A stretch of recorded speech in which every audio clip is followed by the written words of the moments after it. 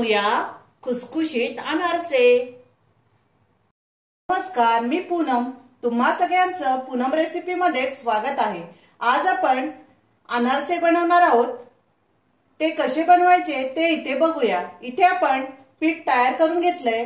त्याआधी आपण तांदूळ 3 दिवस पाण्यामध्ये भिजत ठेवलेले होते आणि त्यामध्ये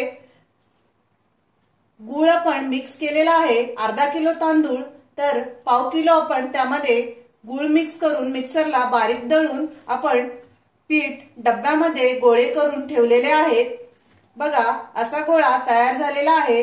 आता हे आपण 3 दिवस असंच पीठ डब्यामध्ये झाकून ठेवलेलं होतं। आता आपण ते बाहेर काढलेलं आहे डब्यातून आणि आपण ह्याचे अनारसे थापून घेऊ, पीठ मळून घेऊया।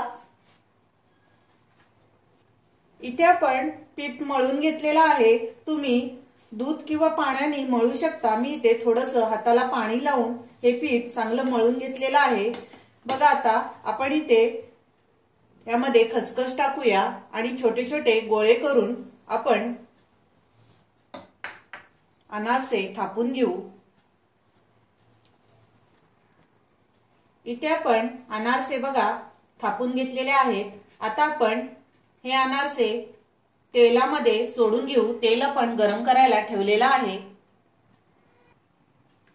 इथे आपण तेल चांगलं गरम करून घेतलेलं आहे। गॅस आपण बारीकच ठेवलेला आहे। मीडियम गॅसवरच आपण अनारसा तळून घेऊ। इथे बघा, आपला अनारसा तळून झालेला आहे। खूप छान असा अनारसे तयार होतात। तेल आपण निथळून घेऊ आणि अनारसे आपण काढून घेऊ।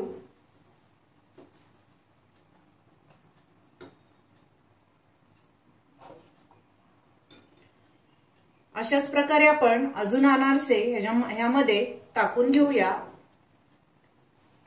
राहिलेले अनारसे आपण तळतोय। बघा, अनारसाची खसखस लावलेली बाजू वर ठेवायची आणि अनारसा तेलामध्ये सोडून घ्यायचा। खूप छान असे अनारसे तयार होतात।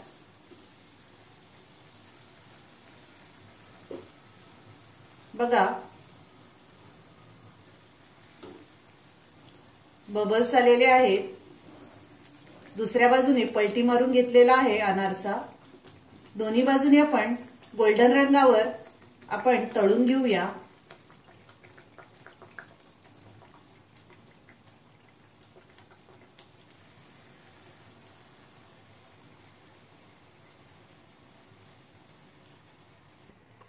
इथे आपण सर्व अनारसे तळून घेतलेले आहेत।